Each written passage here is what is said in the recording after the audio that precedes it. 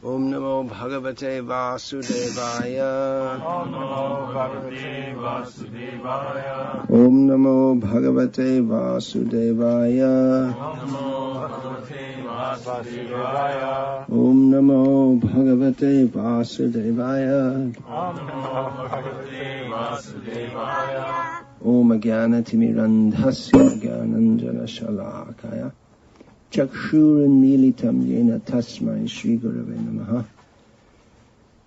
Nama Shreshtham Manamapi Shakti Putram Atra Swarupam Rupam Tasya Gajamuruparim Bhaturim Goshtavatim Radha Kundam Girivaramaho Radhika Madhava Sham Prapto Yasya Pratita Kripeya Shri Gurum Tam Natosmi Vandeham Shri Guru Shri Ataf Padakamalam Shri Gurun Vaishnavauscha Shri Rupam Sagrajatam Sahagana Raghunatam Vitam Tam Sajivam Sadvaitam Savadhutam Purijana Sahitam Krishna Chaitanya Devam Shri Radha Krishna Padan Sahagana Lalita Shri Vishakha Shantakaram Bhujagasayanam Padmanabham Suresham Vishwadharam Gagana Sabdrisham Meghavarnam Shubhangam Lakshmi Kantam Kamalanayanam Yogi Dhyanagamyam Vande Vishnam Bhavavayaharam Sarvalokaikanatha. Hare Krishna Krishna Krishna Hare Hare Hare Rama Rama Rama Hare Hare.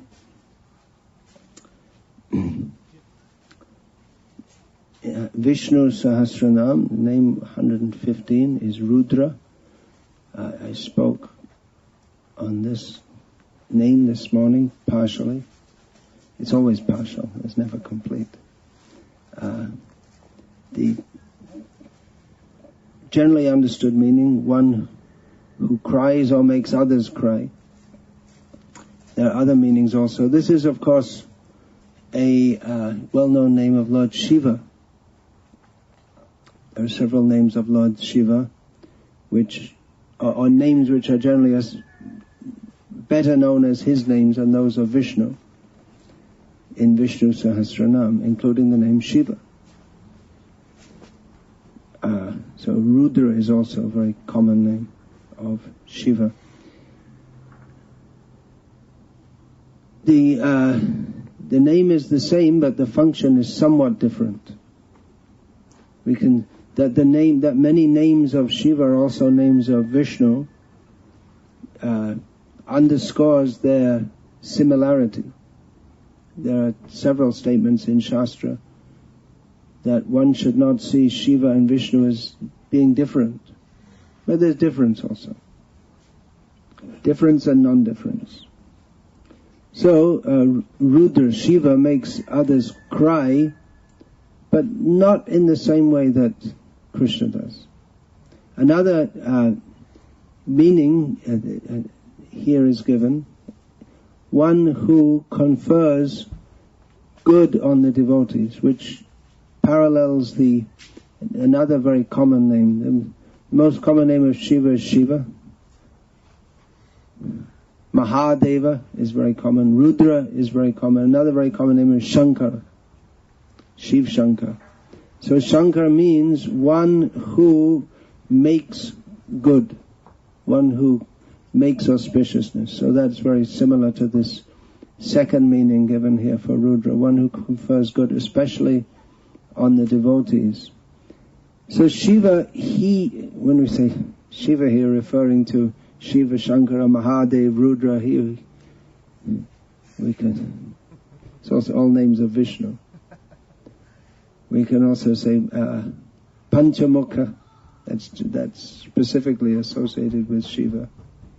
Trinetra, that name is specifically associated. We don't, of course, Vishnu has 5 heads, 5 million heads, unlimited heads. He has 3 eyes, 7 eyes, 9 eyes, 1 million eyes. All the eyes are his. So, what is that? Sarvata. Parnipadam tat sarvatokshi shiro mukham. His eyes, his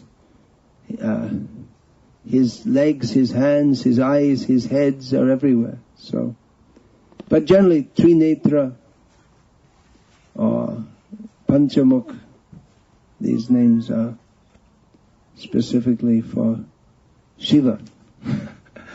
So he also does good, Shankara. Everything he does is for the good, although in a way that appears to be not very auspicious. Therefore, Vishnu appears also as Shiva, because the way Shiva does good to the world doesn't appear to be very good. The destroyer, particularly he's known as the destroyer. But actually it's good, because everything Krishna does is good. But it's in a roundabout way. It's just like this material world is all minus. So if you destroy it, that's minus times minus equals plus. All for the good, but in a somewhat roundabout way. Lord Shiva also does good for the devotees, especially at Varanasi. Anyone who leaves the world in that place, yeah, he comes and says in their ear, Rama. In this way he does good. He does good by leading them to Vishnu. Ultimately, Shiva is to be known as a devotee of Vishnu. Mostly people who call himself their devotee, his devotees, they don't accept this or realize this, and they make the mistake of thinking that he is the ultimate himself. But Vishnu does good for his devotees by giving himself directly. And for others, he gives them Shiva. For others, he does good for them. Everything he does is for the good. And especially, he said, he who confers good on the devotees. Actually, he wants good for everyone. Suhridam sarva bhutanam. He's the best friend of everyone. But especially for the devotees, because they're ready to accept what he gives them. What does he give them? He gives them himself. Atma prajanto prasad. He gives his mercy to them up to the extent of giving himself to his devotees. But non-devotees don't want that. They want to enjoy separately from him. So he confers good on them in a way in which they don't think is good. And therefore people say, well, I don't believe in God. I used to believe in God until my daughter died. And then I understood there's no God. Because if there's good, he would have kept my daughter alive. She didn't do any harm. So why should she die? That means there's no God. Because if there's God, his job is to scratch my back. Or more importantly, give me lots of money. Woody Allen, I said, if I would believe in God, I just need a sign, like putting $1 million in my bank account. That was his joke, funny joke. So people, their whole outlook is so perverse that they think that the function of God is to fulfill my sense gratification. But they don't realize that the function of the jiva is to fulfill Krishna's desire for sense gratification, which is not perverse as is ours. So one who gives good in all respects. Krishna is always looking for the good of the how can I benefit them? Krishna lives for his devotees. So this meaning of Rudrah is very different from one who makes others cry. Of course, Krishna makes others cry by bliss. That's but the Rudrah as the destroyer of the destroyer of all our hopes. But no, Krishna is just the opposite. He doesn't destroy the hopes. He fulfills the hopes of his devotees. Just like we've heard in the spiritual world, there are wish-fulfilling trees. So we think, well, I'll go there and then I can fulfill all my sense gratification. But those who go there, their only desire is to please Krishna. So whatever is required for pleasing Krishna, the tree will give. And we don't go to the spiritual world if we have any desire to exploit the facilities for our own sense gratification. So, Krishna, everything he's just thinking, especially we are in this material world, so Vishnu in this world acts particularly to help the devotees to come to him, his various avatars.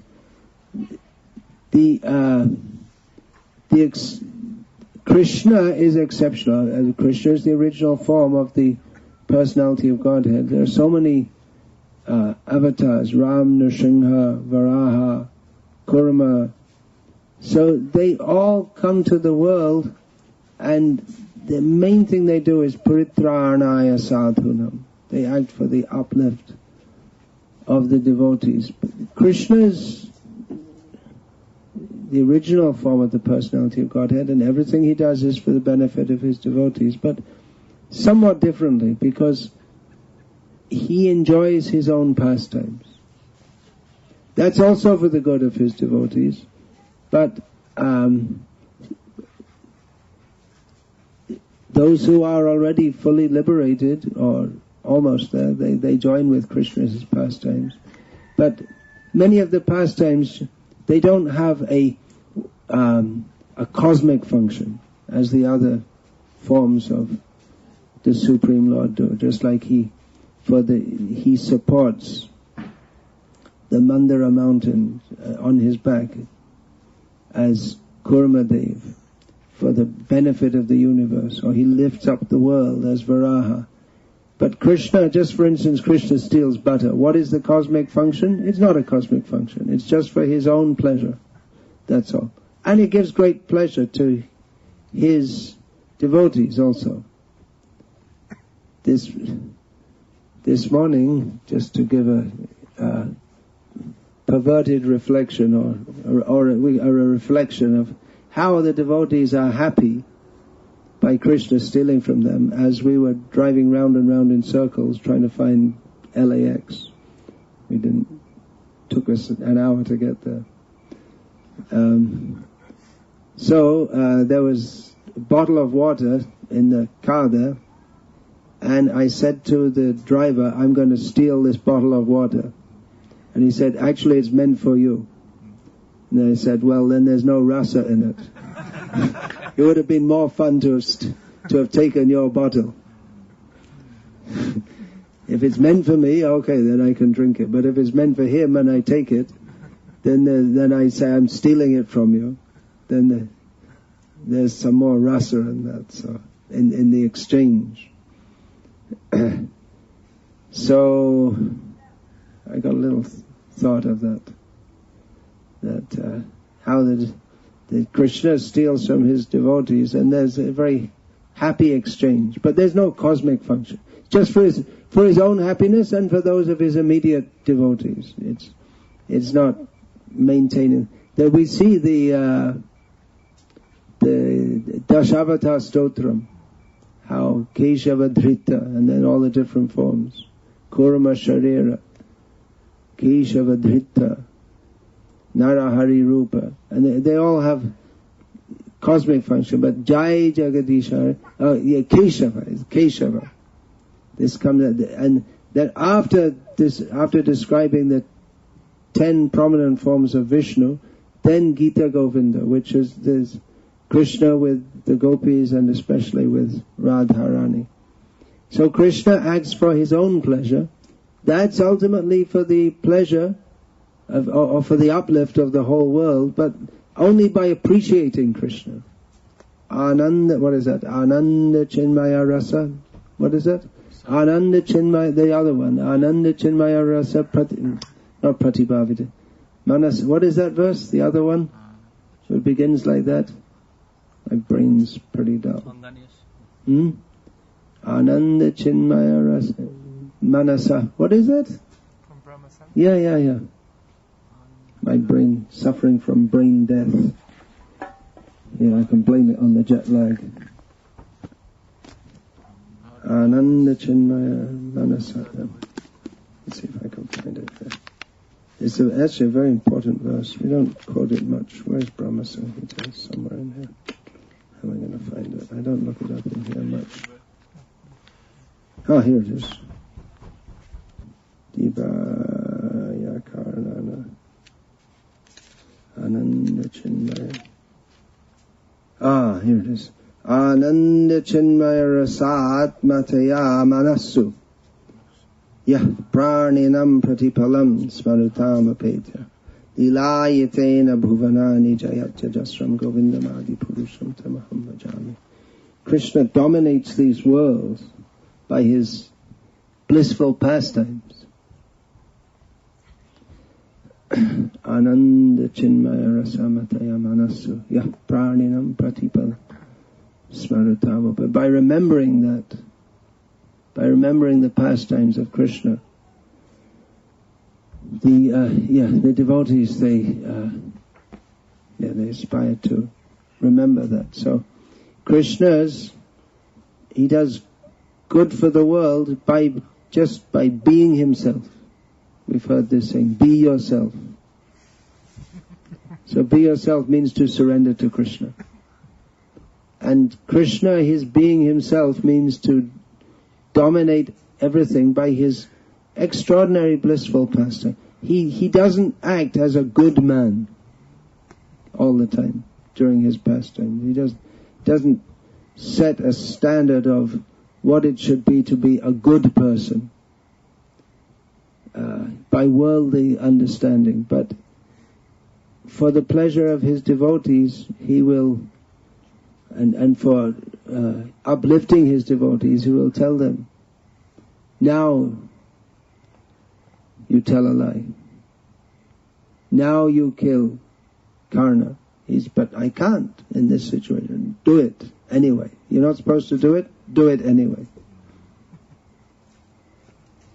So everything for the good of his devotees. Krishna, his main interest, good of his devotees. Even he may get a bad name. That doesn't matter so much to him. Let the demons go to hell for criticizing him. But his devotees should be benefited.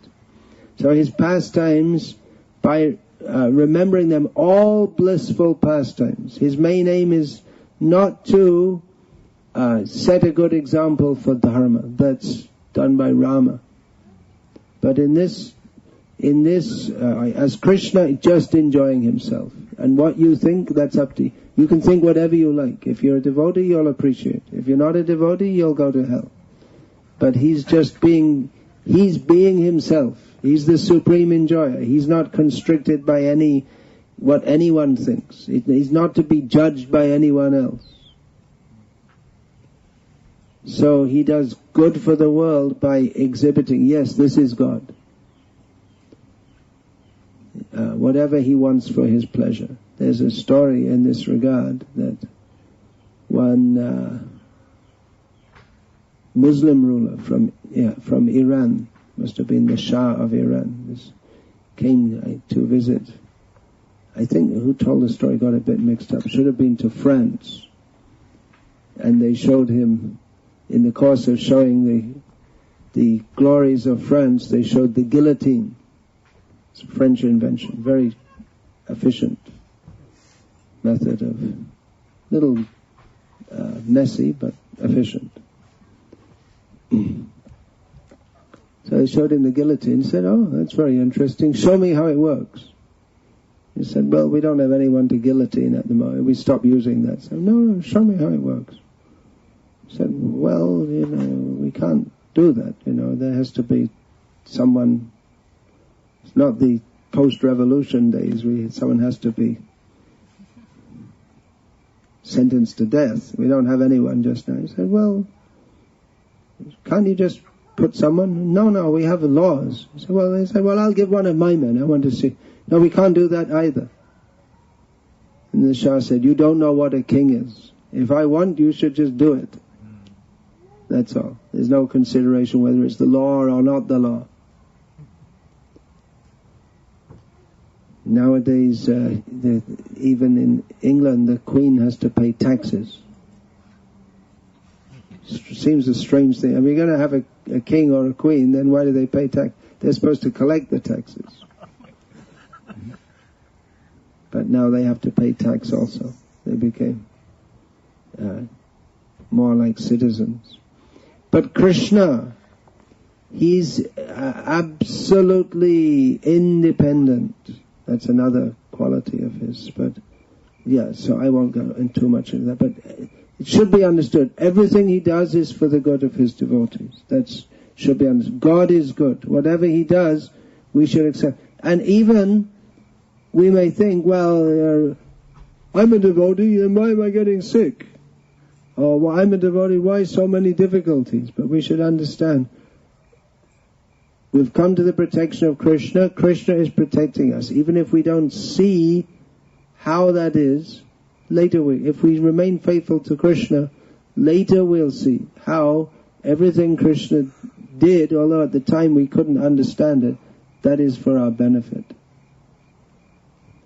So, it may not be possible for us to understand because we have so many misconceptions and material attachments, and we have our own conception of what good should be, what is best for me. But surrender to Krishna means to accept that what circumstances he ordains, that is right, that is good. That doesn't mean that everything in the world is good. That's a misunderstanding of this principle. It may be that he puts us in a difficult situation. We accept in one sense, but it may be a challenge for us to fight for Krishna to alter that situation also. Just like Arjuna, Krishna is nonsense. This so-called Gatas they have in Hindi. Jo bhi hua tha wo bhi acha tha. Jo ho raha hai wo bhi acha hai. Or jo bhi hoga wo bhi acha hoga. It's complete nonsense.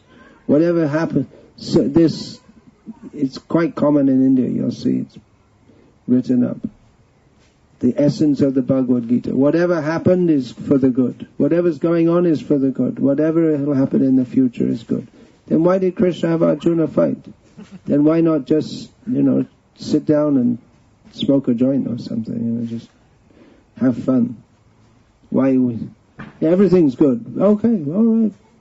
Everything's good. Alright, well, lie down on the chariot, put your feet up.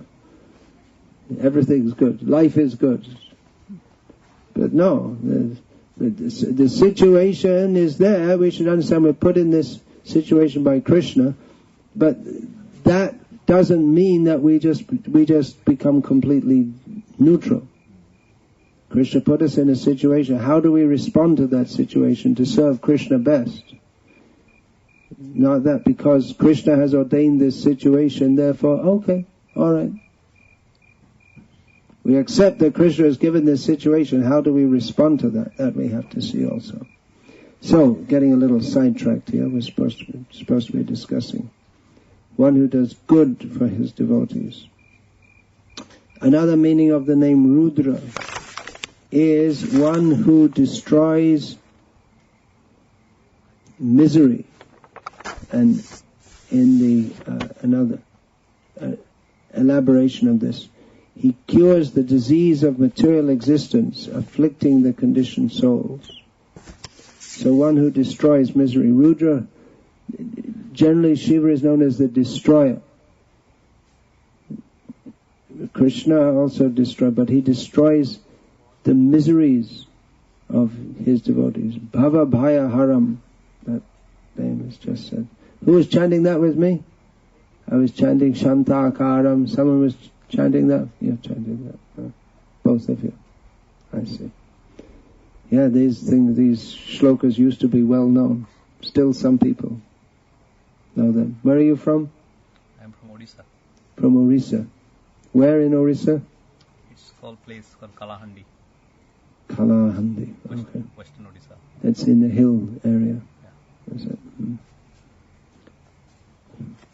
Kalapahandi? Handi. Handi, just Handi. So, one who destroys misery, yeah. Again, we may have to have faith, because it's Krishna can make us cry, Rudrah, one who makes you, but ultimately that will destroy misery. We have to have faith, because we may, to destroy our material misery, that ultimately means to destroy our material attachments and become attached to Him. But we have the misconception that by material happiness, that is my ultimate interest. So we may have to go through some misery to attain Krishna.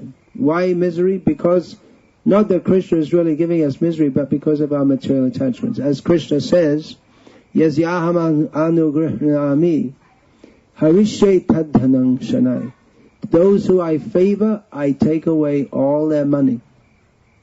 So you may say, well, that doesn't sound very good. Let's go and preach that. Okay, folks, chant Hare Krishna and lose all your money. Who will come? Shanai, gradually. So you're holding on and it's going away and going away, hoping and hoping, and then ultimately, Krishna, I've no hope but you. And those who are not real devotees, they'll say, Krishna took away all my money. Ugh, I'm going to Sai Baba. Better. Of course, he was very rich too. Got huge amounts of money. You don't hear about it. We heard it came out in the newspapers. There's huge amounts of money, and then quiet. Just like in Tiruvananthapuram, huge amounts of money. There was discussion. Now quiet. That means it's all being looted. That's all. Huge amounts. So Krishna takes her because we think, this is my money. I will enjoy with this. And Krishna thinks, you're not meant for enjoyment. You're someone who wants to be a devotee. You're meant for serving me. So if you have some attachment, then Krishna takes it away. And those who are attached to Krishna, then they'll become fully attached to Krishna. It may seem miserable. We may have to go through so many miseries. It may seem like that, but then ultimately we get Krishna. And then when we get Krishna, we realize, oh, Krishna was so merciful. He took away everything. He gave me the realization that there's nothing in this world. Whatever I conceive of as being enjoyable, Krishna just destroys all that. In Vedic culture, a major factor for spiritual advancement is tapasya, voluntary austerity, for the sake of spiritual advancement. And those who, that's undertaken so to become detached from everything in this world, from the prospect of enjoying this world. And for those who want to be Krishna conscious but don't do that, well, Krishna arranges it anyway. We can't attain Krishna without giving up all material attachments. It has to be done ultimately. We may not say it in the beginning, but we have to say it fairly soon. Because in the beginning we say, chant Hare Krishna, take prasadam, be happy. But fairly soon we have to tell people, this material world is miserable, we have to surrender to Krishna. Otherwise, if we don't get beyond telling people chant Hare Krishna and take prasadam, then they don't go beyond that. Then we have to know that if we're to attain Krishna, then we have to give up material attachments, we have to overcome material contaminations. Kam, Krodh, Lobh, Moha, Mad Adi, Abhishta, Eshab na Chere, Kishe, Pabe Radha Krishna. Bhaktivinoda Thakur poses the rhetorical question that as long as we are absorbed in these lower tendencies of lust, greed, anger, illusion, envy, etc., then how will we attain to Radha and Krishna. It's not possible. So those who are have some sincerity to attain Krishna, Krishna himself will destroy the misery. How does the misery arise? From attachment to this material world. So it's painful, can be painful.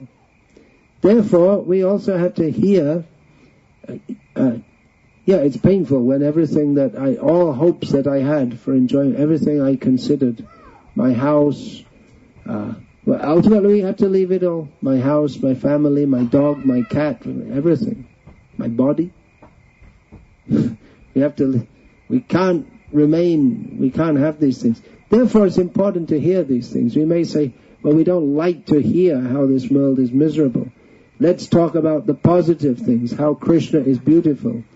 All right, we talk about the positive things, but if we are not aware, or if we don't cultivate the sense of becoming free from attachment to this material world, then our spiritual advancement won't go very nicely.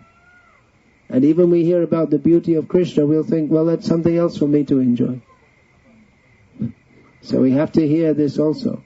Then we can make rapid advancement, because as long as we're thinking of enjoying this material world, we can't advance in Krishna consciousness.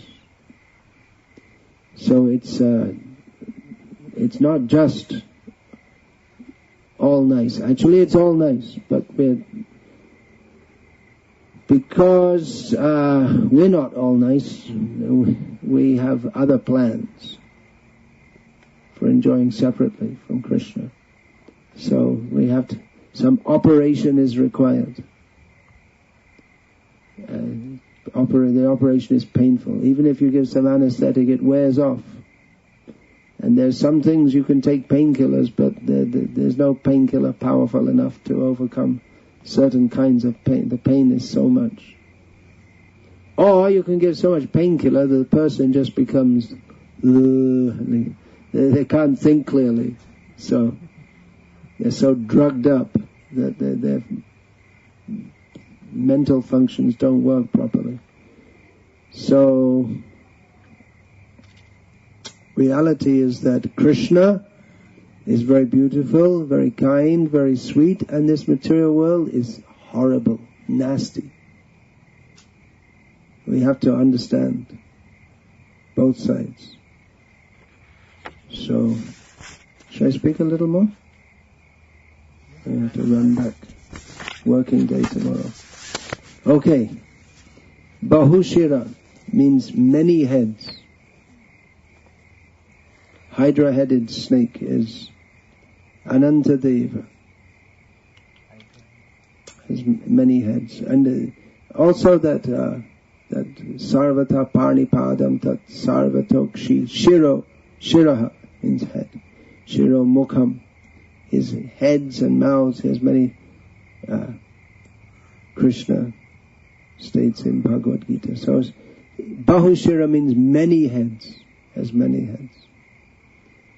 So he himself takes the form of Ananta, and with every mouth, just like we're discussing Vishnu Sahasranama, the various qualities and forms of the Supreme Personality of Godhead, so he does also. And he goes on with his many heads, discussing about his own qualities and forms, and never comes to an end of that. So we can understand this. It's quite an endeavor to speak on 1,000 names of Vishnu. Probably at the present rate it'll take that I'm going through. If Krishna allows, I may finish after a few years. Finish means there's no finishing, but I may have discussed all the 920 names or so in Vishnu Sahasranama. But he himself is so enlivened by the prospect of himself What else is there to be enlivened by? Himself, his devotees, devotional service. That he takes this form, and the same form acts as the, which will be in the next name that will come up. The rest, he performs the bed. So he's the bed of Vishnu, and with he takes that form and is also praising Vishnu. So he's lying down nicely and listening to his qualities. So, I mean, people, they want in material enjoyment, they can't even imagine what is enjoyment. That you can lie down very comfortably and be praised, and with so many mouths. And of course Vishnu, he's hearing what everyone says all the time, millions and billions and trillions of living beings in millions and trillions of universes. So he doesn't get confused by so many heads all speaking at the same time. He can process it all. So he's nicely listening. Ah, yes, very nice. Egoism, yes. Yes, for Vishnu that is very suitable. He should listen to his own glories. Kings also do. They're woken up and they go to sleep, and they're woken up with the recital of their glories. But that's to encourage them to continue their function of acting as the representative of Vishnu, as the maintainer and protector of the people. So, yeah, the king may be praised. That's also suitable in Vedic culture. But Krishna, but he's praised to enthuse him in his role of service to Vishnu. But Vishnu is praised just for being Vishnu, that's all. If you praise anyone else for just being who they are, it's this, I think in America more than anywhere else, they have this celebrity consciousness. What were you thinking of? Self-esteem. Self-esteem. You want to give your children self-esteem, so you say, that doesn't matter that you don't know math and you don't know English. That's nonsense. We love you. You should give them self-esteem by teaching them all these things. Then they can have self-esteem. You're a complete bum, but we love you anyway. Well, what's the use of loving me? Teach me. It should be. So, it's a very stupid idea. I was going to say this celebrity consciousness. I was just looking at USA Today on the plane yesterday. Now it's USA Yesterday, and the whole paper is just full of film stars and sports stars. There's no news. It's just what they they ate for breakfast and things like this. You're just useless people, completely useless, and somehow they've captured the public attention. I mean, really, extremely useless people, not just ordinarily useless. Nothing. What is it? They're somewhat good looking, and they act in a film, some stupid film. All the films are just nonsense.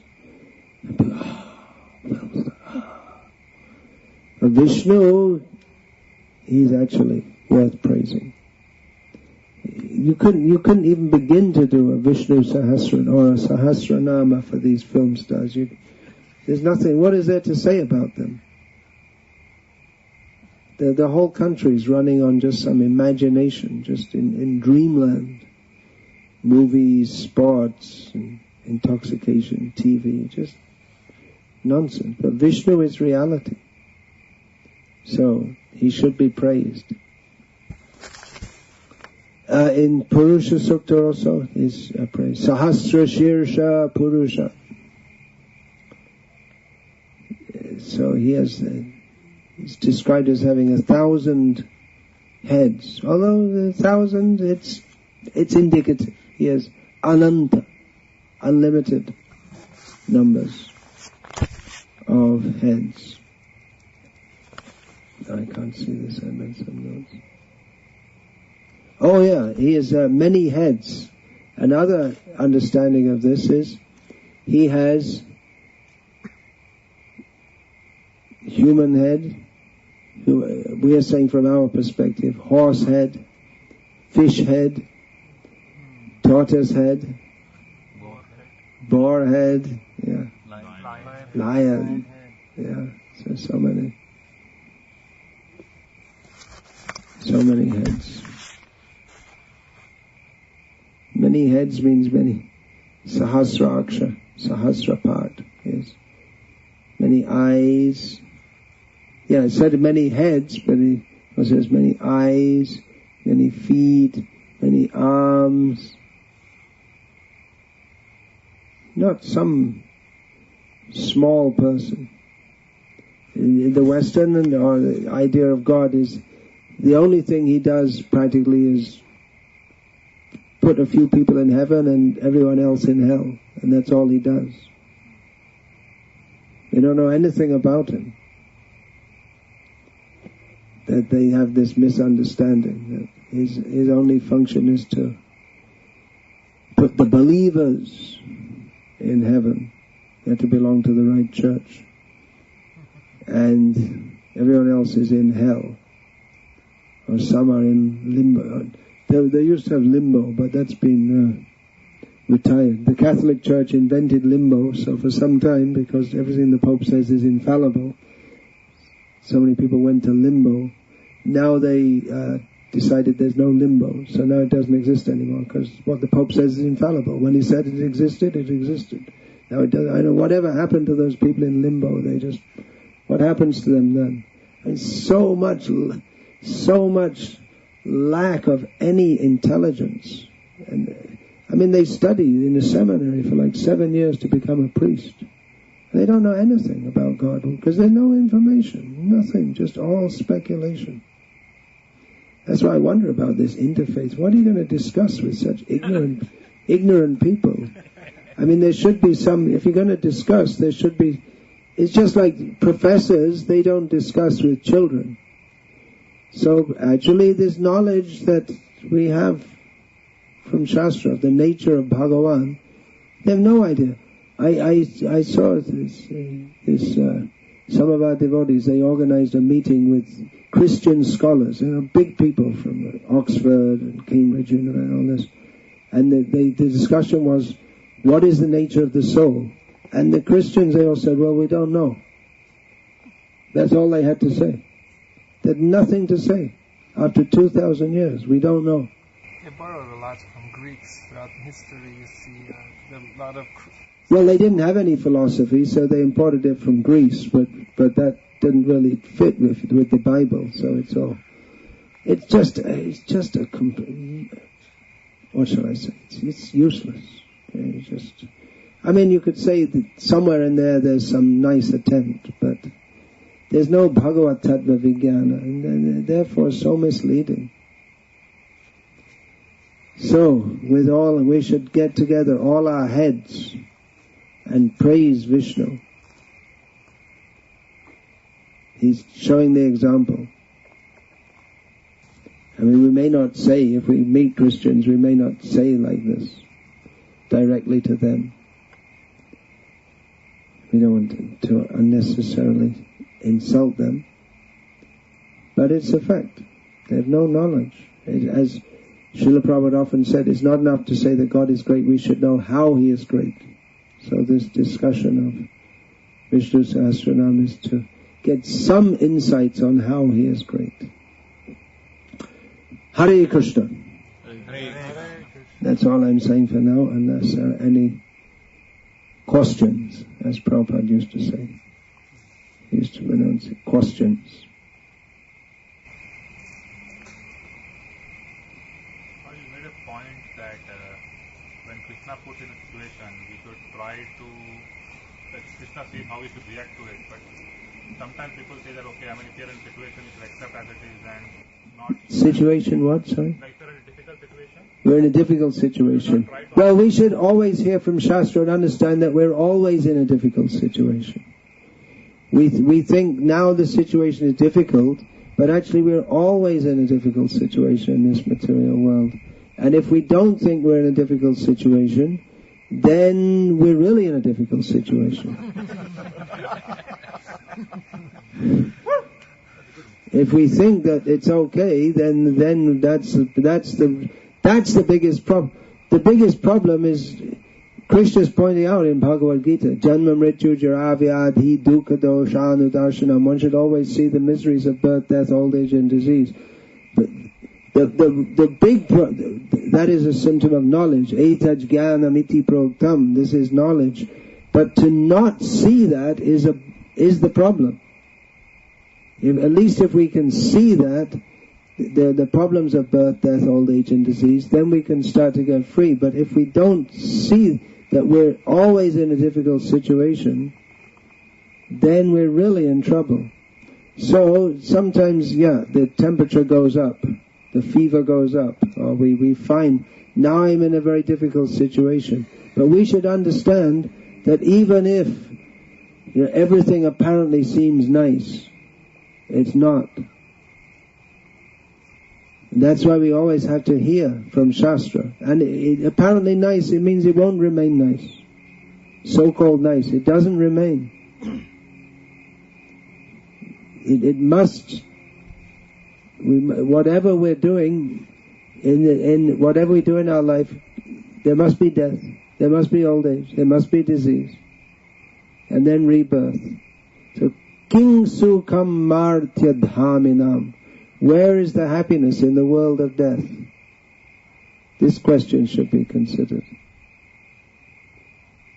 So difficult situation. Yes, certainly some situations we find to be more difficult than others. But whatever the difficult situation, just like you have a difficult situation. Now someone slammed into my car and drove off quickly before I could get their number. And now all of a sudden, my car is totaled, and I have to buy a new one, and I can't. It's a real difficult situation.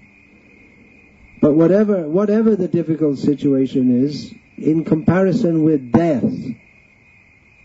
it's insignificant. Your car's totaled. Well, you're still alive. It's a bad situation. So let's reverse the clock. And you can choose. Either someone smashes into your car or they kill you. Which you're going to choose? Death, the overwhelming fact of death, which we always forget. And we think, this is a big problem, that's a big problem. We've got much more serious problems. But some things, because we have this illusion that we're going to live forever and we can live happily in this world, therefore we think that some things are very major problems. But the real problem is that we have birth, death, old age and disease over and over again. And the real problem is that whatever difficult situation we're in, it's only one, and we're going to face them over and over and over again. So that's why we should hear all these things regularly and understand. We think, now I'm in a difficult situation. That means that I'm thinking how to come out of it and enjoy sense gratification. That is the cause of all our material life. So the idea, I'll pray to God and He'll get me out of the difficult situation, then I can go on happily in this world. That is the disease. So what was your question? See, many times people ask questions, but it's all, and I interrupt, which is not considered good etiquette. But the thing is that the very premise of the question is based on such a misconception that has to be addressed before you can even... To address the question on the basis of the misconception reinforces the misconception. There's something like that in law also. People make some statement and it's based on a false premise, right? And you have to catch them. I guess you're expert in that. Yeah, there's an objection that assumes facts not in evidence, or lacks foundation. These are objections you make when if someone asks a question. And many times their attitude is right in the question, or they've assumed by the question that you're already, just like the famous one, have you stopped beating your wife yet?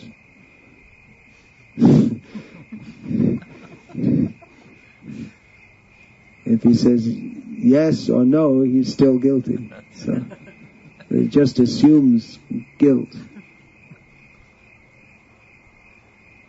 So, yeah, what was your question? The question was that you were telling in the lecture that sometimes Krishna puts you in a materially difficult situation and then he sees how we react to it. I said that. Now I'm on the trial. Yeah, then I wanted to know, like, should we react to the situations or we should accept those situations? should we react to it or should we accept it? Well, if we just accept it and don't do anything, that's one way of reacting, isn't it? Well, maybe not react, but we nahi kaschit kshanamapi jatu tishtatya karma krit. We can't not act. So even not acting is a kind of action because we've decided to not act. So it's a decision that's made. We have to see each situation individually. At each point we have to see, how does Krishna want me to act? What should I do now? What's favorable for my advancement in devotional service? And in family life, when you're earning money, there's also the material consideration, which is why you're reading Prabhupada's books, right? And you're thinking seriously about this. Panchas ardhvang vanang vrajet, Srila Prabhupada often quotes. At the age of 50, one should go to the forest. One should leave all these things. Because as long as one is in family life, there are always social considerations, which, unless we're very advanced, they tend to distract us from purely devotional considerations. So as we were just hearing at midday, in Vedic culture, 3/4 of one's life is meant purely for spiritual cultivation. So more difficulties arise as one interacts with the world for the sake of economic development and sense gratification. That's also required. Grihastha ashram is also required. But one should come out of that in due course of time. One should plan to do so. Yeah, so we'll finish there. No? Another question? Yeah, if you have time. Just wanted to know, you mentioned about Lord Shiva. So we have a picture which says Sadashiva planet, that is the Kailas Dham. That picture is full of speculations. I don't know why it's distributed. Like they have Nrsimha Dev ripping apart Hiranyakashipu in the spiritual world. There's no such thing in the spiritual world.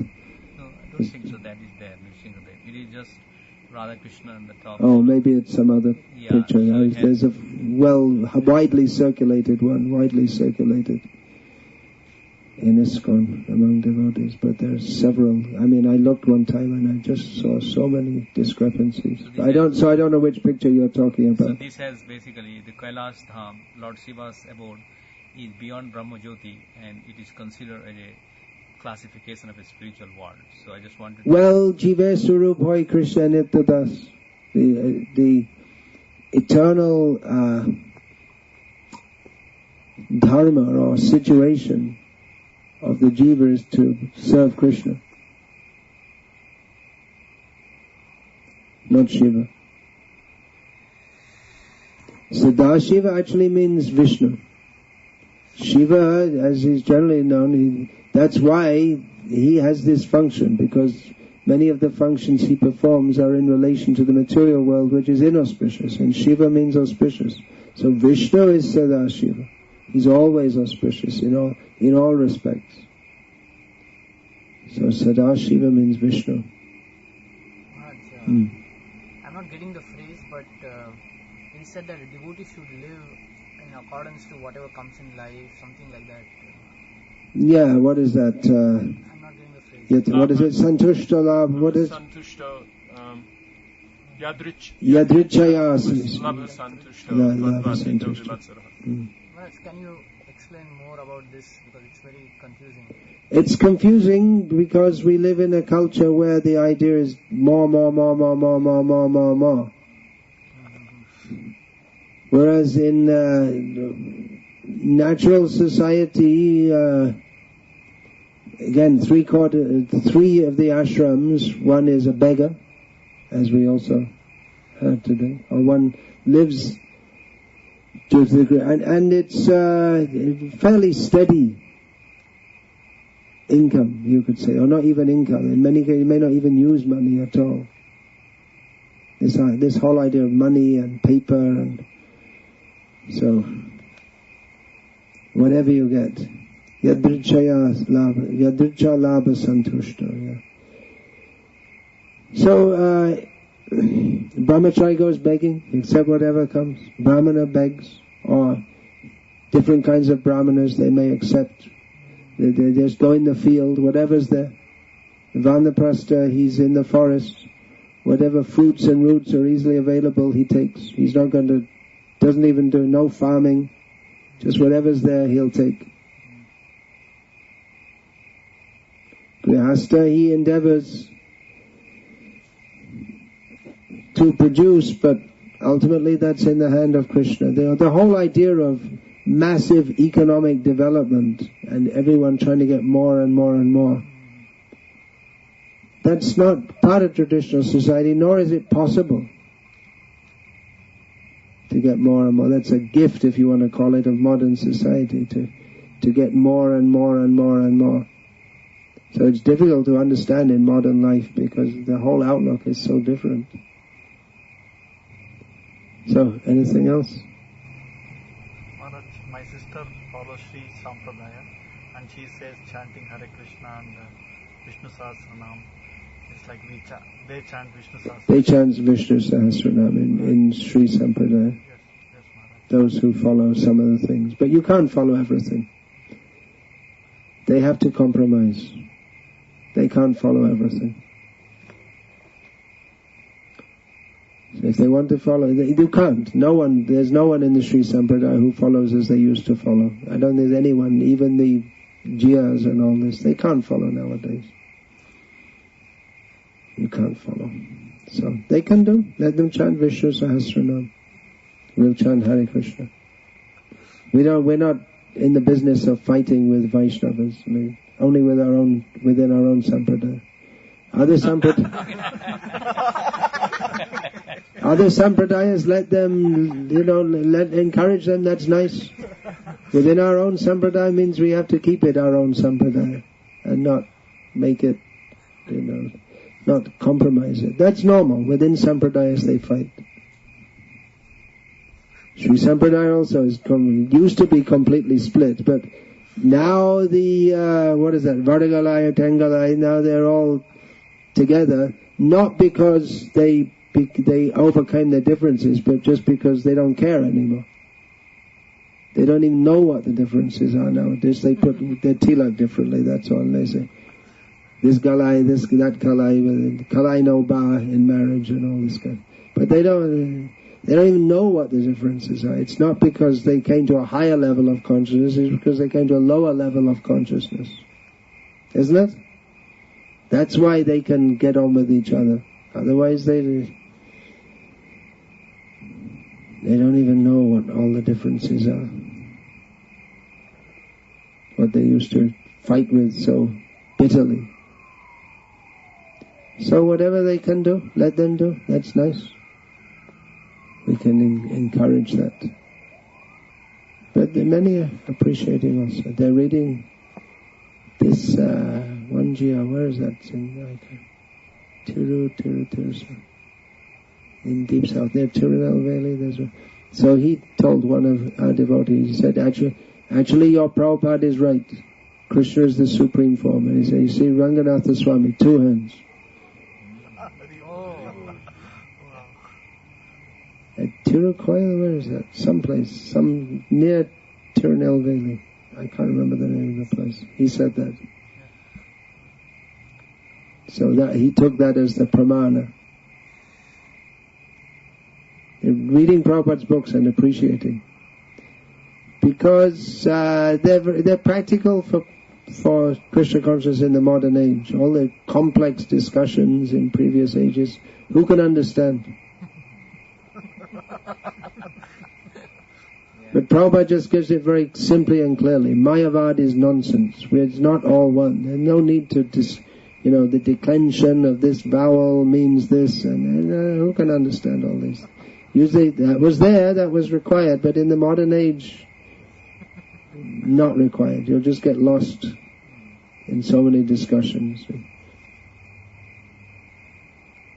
So they're appreciating the Prabhupada's. Even if they have to speak to their own people, they'll do better by reading Prabhupada's books, and they can, because their own people also can't understand all these things.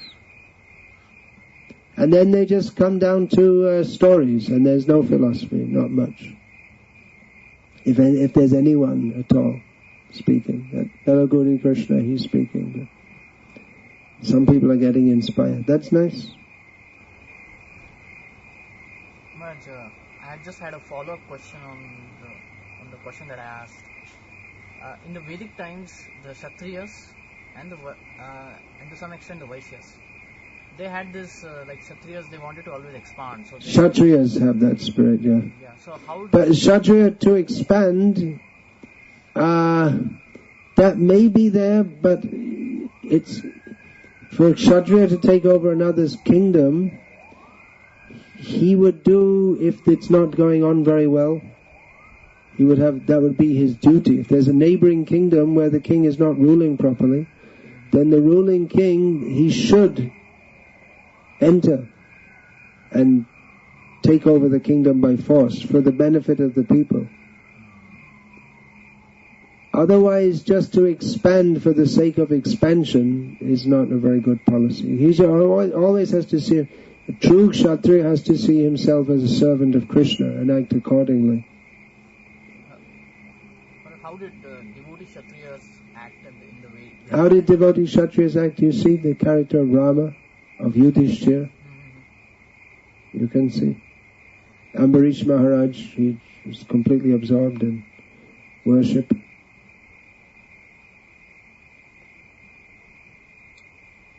Yudhishthira, he was told by Krishna, you have to do this. Otherwise, he was more happy in the forest in many ways. When I was driving up here, this is the first time I've been here, and I was thinking, Dimitri and his wife have already gone to the forest because there's so many trees around, such a forest road. But my question is, that after 50 we're supposed to actually take Vanaprastha. I asked this to Jayadvaita Swami, was also speaking on this point when he gave class couple weeks ago at ISV. How does that mean for us in ISKCON in the West? How are we supposed to do it? Damadavangshi Prabhu just asked me this question. I replied that several Grihastha devotees are doing this. That when their children are settled, as they say in Indian English, means they're able to look after they've done their education, they have a job or they're married, do full-time service in a temple, husband and wife. It's a good answer, isn't it? What do you think? I think it's good, but what if the devotees get older and the temple and they can't do enough service, and then what will the temple do with them then? If they don't have money, if they don't have money, yeah, it's such a horrible society that the old people are not looked after. I saw in LA in the airport this morning some advertisement, Prudential Insurance. Most people have 6,000 days of retirement. We'll ensure that you have enough money for every one of them. That's horrible. That means that it's expected that most people won't have enough to live properly in old age. So actually the children should look after their parents. That culture should be there. We find Chaitanya Mahaprabhu, his Raghunath Bhatta, he told him, Raghunath Bhatta came to visit him in Puri. Chaitanya Mahaprabhu said, you go home and serve your parents because they're Vaishnavas, and when they pass away then you come and join them. And this idea you're on your own, this so-called freedom that you have in modern life, means you're on your own. You live or die, you're on your own. You get sick, you don't have money, then who cares? You can die on they can have the medicine just there, they won't give it to you unless you pay for it. It's a nasty, very nasty society. So, many of these questions, like social welfare, this and that, many of I'm convinced of this, many of the problems we have in our movement, and all kinds of problems, are solvable, or they're there because we haven't taken up the extra 50%, the Varnashram farm communities. So all over the world, people never had any problem looking after old people. They're there, and they're looked after. It's not considered a burden. But because now we think money and my own life for my own pleasure, therefore we consider it a burden. They're taking, this old wreck is taking my money. And what do I get out of it? I just have to serve them, and I don't get it. And instead, that impinges on my free time, which is meant for sense gratification or working to make more money. The whole attitude is so horrible, so heartless. Just me. And they don't want to look after their parents. Horrible attitude. Actually demoniac society. So what should we do? The temple can't look after you. Well, that culture should be there. The children look after the parents. That should be instilled.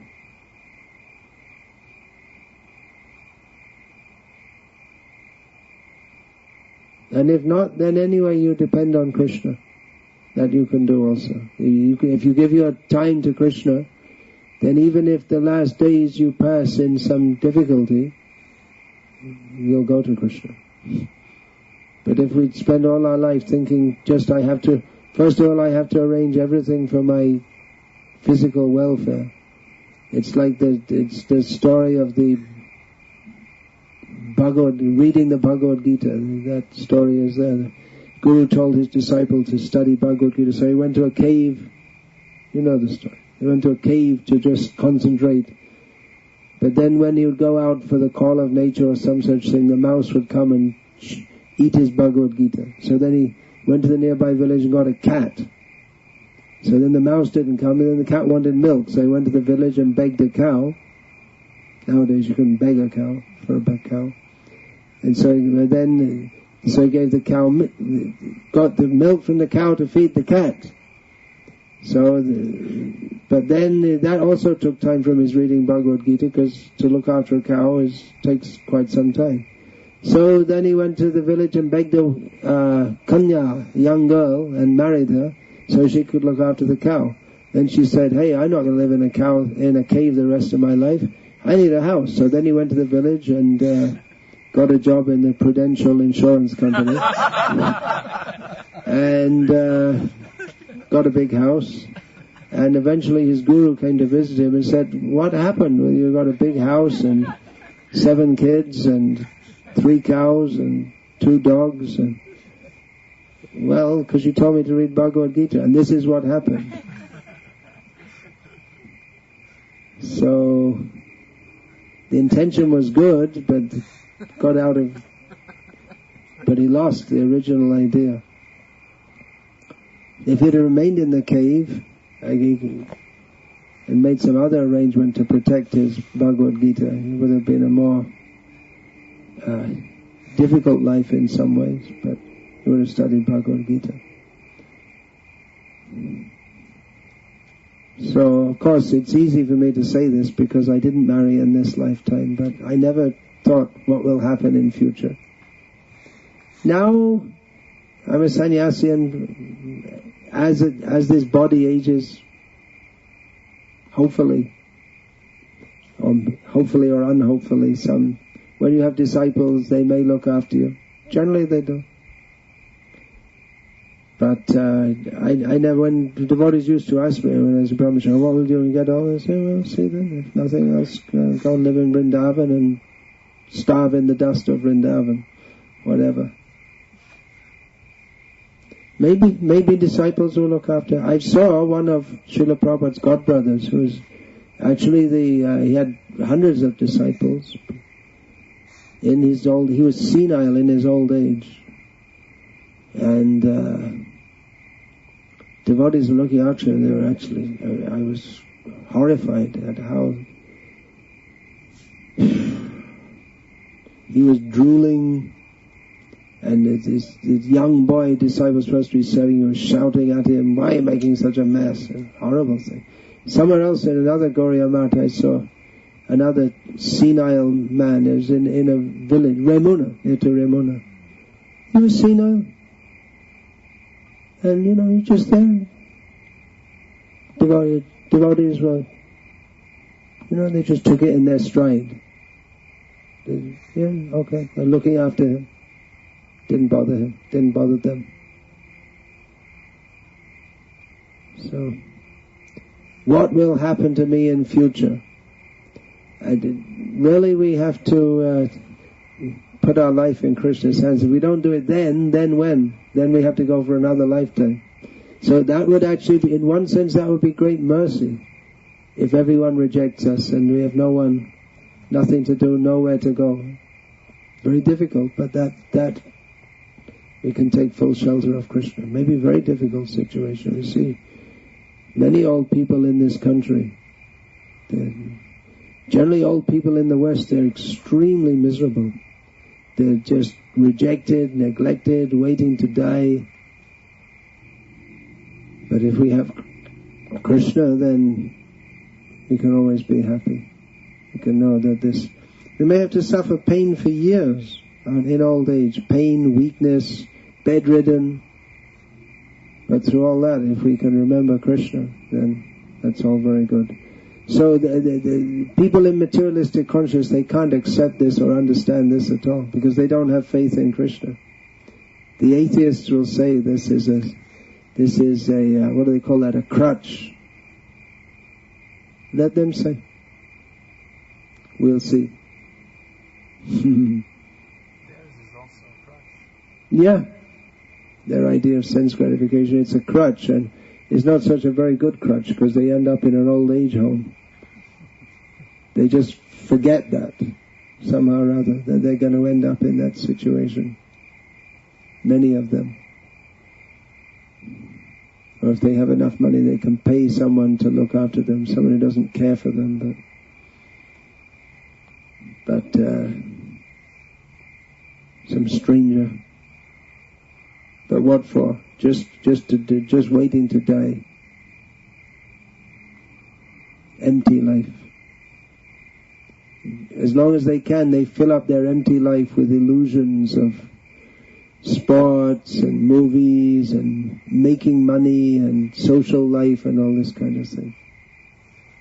But at the end, Buddha Kala Ailo Shab Shuk Bhagalo. Bhakti Thakur says, in old age, all material happiness has just fled away. There's nothing there.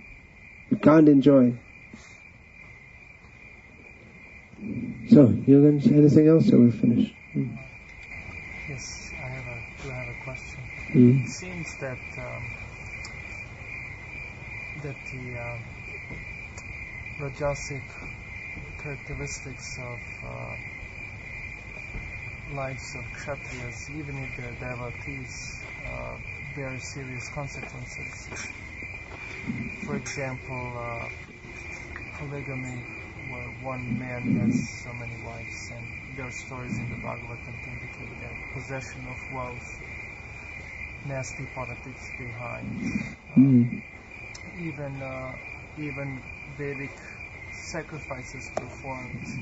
We see in the Bhagavatam also a person, through Anjana, being dragged to hell. All he did was perform Vedic sacrifices. So is it correct to assume that Vaishnava should really strive for sattvic life? Should a Vaishnava strive for sattvic life? Well, not if he's a Kshatriya. That was Arjuna's proposal. This fighting is not good. But for Arjuna to fight, Krishna said, Shreyan Swadharmo Viguna Paradharmo Bhayavaha. For you need to do that. You have to, for a Kshatriya to become non-violent is sinful. He gets the same, by dying in battle, he gets the same result as or by killing and being victorious in battle, he gets the same result as the vanaprasthas in the jungle living a very sattvic life. So should a Kshatriya live a sattvic life? No, he should do his duty as a Kshatriya, but in Krishna consciousness. Mamanusmara yudhyacha. Thinking of doing it for Krishna. If he doesn't do it for Krishna, then it becomes highly problematic. If you do it for Krishna, then it's most glorious. All over the world, the king was always considered the representative of God. In every culture. There's no idea nowadays of what it means to have a king. You have cartoons of the president in the newspaper, and he's cartoonable also. He's a clown. You're not saying any particular one, they all are. The king is highly respected. Even in England now, they don't have cartoons of the Queen. In many ways, she acts as a respectable person. She's done her job quite well, actually, also. She doesn't, it's not like the king of Denmark. You'll see him cycling around and wearing shorts, cycling in the street of Copenhagen. That's not a king. She keeps her dignity.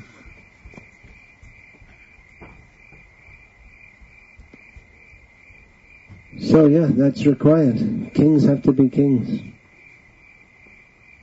It seems like a highly degrading, but they should hear. It can be unless they hear. Imang Raja Shayo Viduhu, the knowledge is, they're supposed to understand what is Vedic knowledge by hearing in parampara. It should be Rajarshi. Srila Prabhupada, when he was in Amritsar with his disciples, he went to one man's house, and there was the bust of a, what do you call that? Of a tiger. You call it a bust, right? When just the head is there, stuffed. And Prabhupada, he said, "Oh, I shot this tiger myself." And Prabhupada said, "Oh, very nice, very good." That's required. Because it requires all things which are not considered very good, Kshatriya life. Therefore, if one does it in the spirit of service, even if one is not fully a Vaishnava, but the sense of dharma is there, then dharma rakshati rakshataha. Dharma is, one who protects dharma is protected by dharma. So that's some concession, you could say. We quote the life of, in the 5th canto, the king, he took off for the mountains, and then Lord Brahma had to personally come. Oh, Priyavrata. Yeah, he wanted to be a rishi, but Brahma said, no, be a Raja. And it stated that he was actually fallen during his...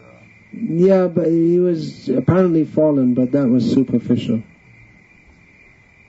Because Krishna protected him.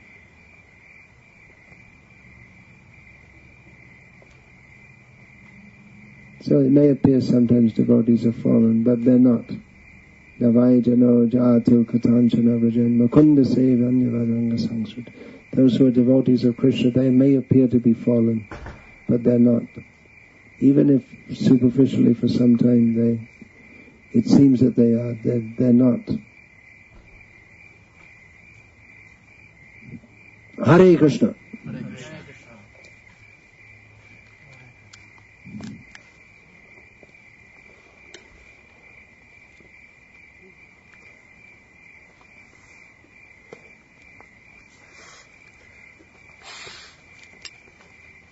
His Holiness Bhakti Vikasa Swami ki Jai. Hare Krishna.